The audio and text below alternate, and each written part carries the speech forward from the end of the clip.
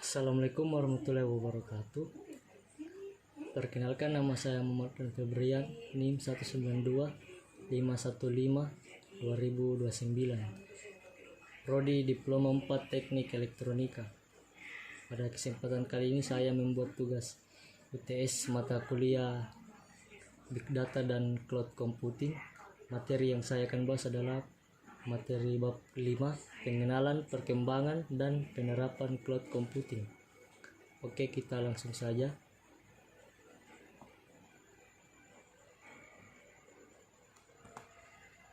Pertama, pengertian cloud computing. Cloud computing adalah gabungan pemanfaatan teknologi komputer atau komputasi dan pengembangan berbasis internet atau awan.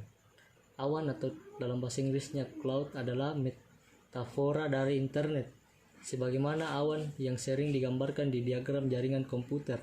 Awan atau cloud dalam cloud computing juga merupakan abstraksi dan dari infrastruktur kompleks yang disembunyikannya. Internet cloud adalah suatu model komputasi di mana kapabilitas terkait teknologi informasi disajikan sebagai suatu layanan sehingga pengguna dapat mengaksesnya lewat internet. Beberapa syarat yang harus dipenuhi agar layanan yang ada di internet dikatakan sebagai layanan cloud computing.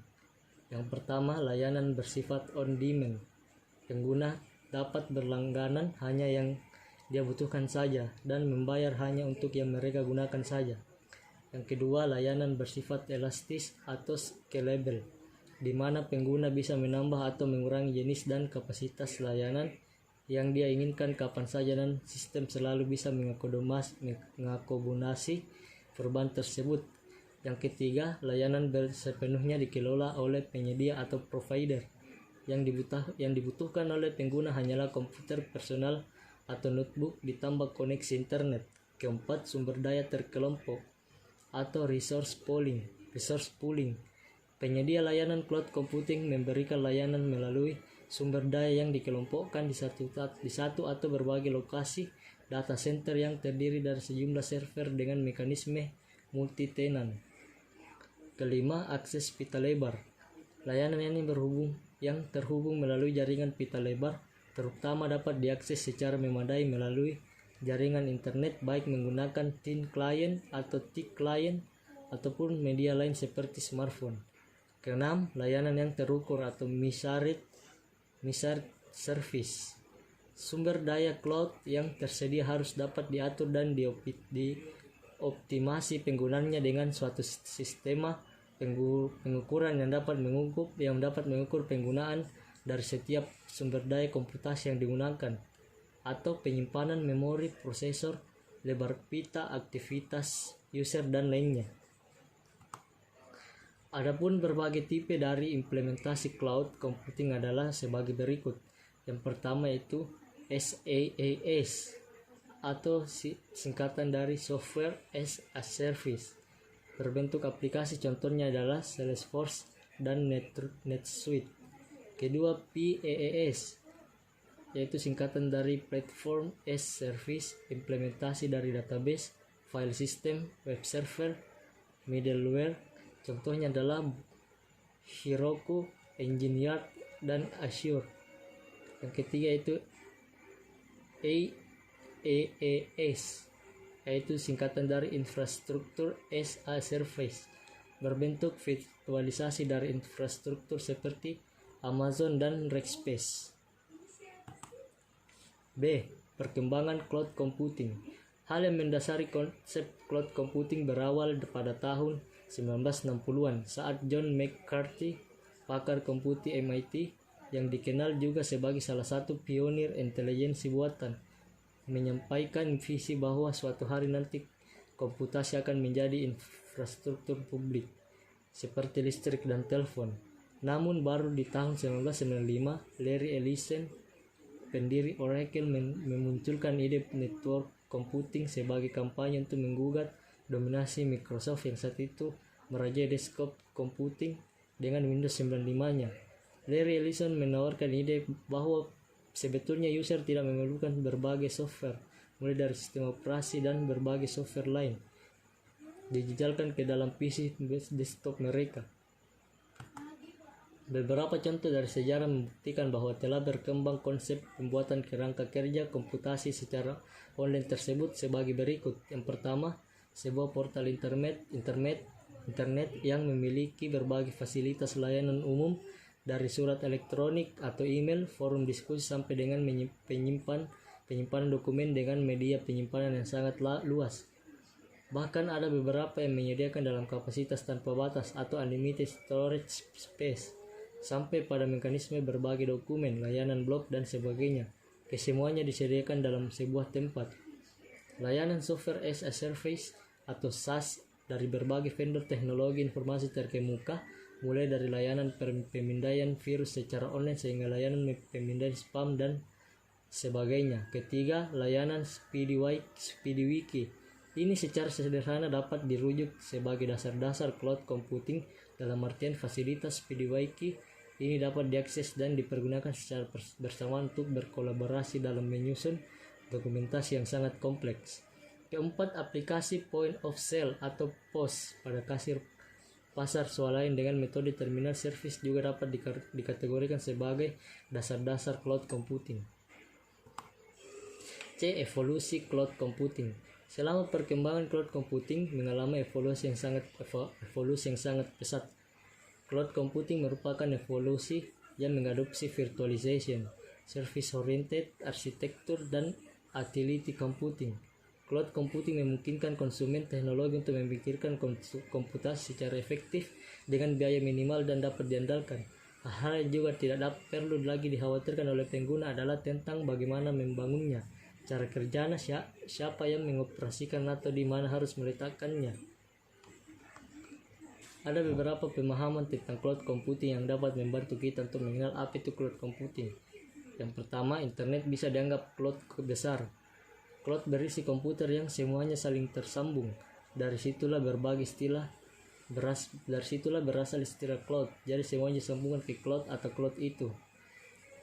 B. Cloud computing adalah gabungan pemanfaatan teknologi computing atau komputasi dan pengembangan berbasis internet atau cloud. Cloud adalah metafora dari internet sebagaimana cloud yang sering digambarkan di diagram jaringan komputer. Dalam cloud computing juga merupakan abstraksi dari infrastruktur kompleks yang disembunyikannya.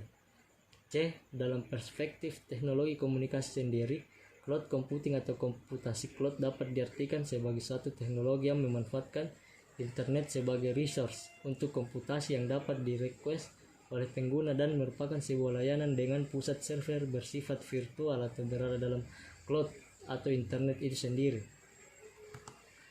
D. Cara kerja cloud computing.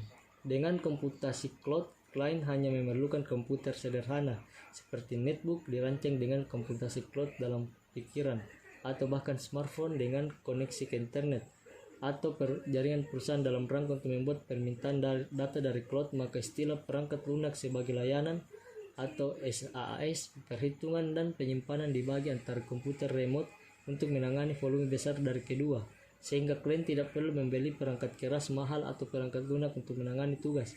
Hasil dari tugas pengolahan dikembalikan ke klien melalui jaringan, tergantung pada kecepatan koneksi internet. Risiko dan syarat cloud computing. Di samping segala keunggulannya dan kemudahan, teknologi cloud computing tetap memiliki risiko. Beberapa risiko yang mungkin terjadi antara lain: pertama, service level. Cloud provider mungkin tidak akan konsisten dengan performa dari aplikasi atau transaksi. Hal ini mengharuskan Anda untuk memakai service level yang Anda dapatkan mengenai transaction response time, data protection dan kecepatan data recovery. Kedua, privasi. Karena orang lain, perusahaan lain juga memerlukan hosting, kemungkinan data Anda akan keluar atau dibaca oleh pemerintah US dapat terjadi tanpa sepengetahuan Anda atau approve dari Anda. Ketiga, compliance. Anda juga harus memperhatikan regulasi dari yang Anda miliki. Dalam hal ini, secara teoritis, cloud service provider diharapkan dapat menyamakan level compliance untuk penyimpanan data di dalam cloud. Namun karena servis ini masih sangat mudah Anda diharapkan untuk berhati-hati dalam hal menyimpan data. Keempat, data ownership. Apakah data Anda masih menjadi milik Anda begitu data tersebut tersimpan di dalam cloud? Mungkin pertanyaan ini sedikit aneh. Namun Anda perlu mengetahui seperti halnya yang terjadi pada Facebook yang mencoba untuk merubah terms of use agreement-nya yang mempertanyakan hal ini. Kelima, data mobility. Apakah Anda dapat melakukan share dan data di antara cloud service dan jika Anda termit cloud? Adapun syarat cloud computing yaitu pertama, on-demand self-service. Sebuah layanan cloud computing harus dapat dimanfaatkan oleh pengguna melalui mekanisme swalayan dan langsung tersedia pada saat dibutuhkan. Broad network access. Sebuah layanan cloud computing harus dapat diakses dari mana saja, kapan saja dengan alat apapun asalkan kita terhubung ke jaringan. Ketiga, resource pooling. Sebuah layanan cloud computing harus tersedia secara terpusat dan dapat membagi sumber daya secara efisien. Keempat, rapid elasticity. Sebuah layanan cloud computing harus dapat menaikkan atau menurunkan kapasitas sesuai kebutuhan. Kelima, measured service. Sebuah layanan cloud computing harus disediakan secara terukur karena nantinya akan digunakan dalam proses pembayaran. F. Penerapan cloud computing. Penerapan cloud computing pada berbagai server. A. Penerapan cloud computing pada Salesforce.com. Salesforce.com adalah aplikasi Customer Relationship Management atau CRM berbasis software as service, di mana kita bisa mengakses aplikasi bisnis seperti kontak, produk, sales tracking, dashboard, dan lain-lain. B. Penerapan cloud computing pada Amazon.com. Penerapan cloud computing pada Amazon Web Service AWS. Amazon menawarkan berbagai macam service yang sangat mirip dengan service-service yang terdapat pada suatu jaringan konvensional. C. Penerapan cloud computing pada Microsoft Windows Azure. Penerapan cloud computing pada Microsoft Windows Azure atau MWA. Pada MWA, user dimungkinkan untuk mengembangkan aplikasi dengan basis net. D. Penerapan cloud computing pada Biznet.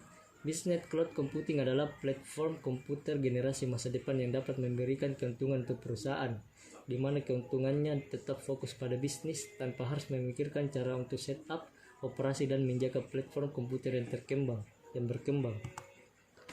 Ya, selesai. Sekian dari presentasi saya sebagai ujian tengah semester mata kuliah Big Data dan Cloud Computing. Kurang lebih dan kurangnya mohon dimaafkan. Assalamualaikum warahmatullahi wabarakatuh.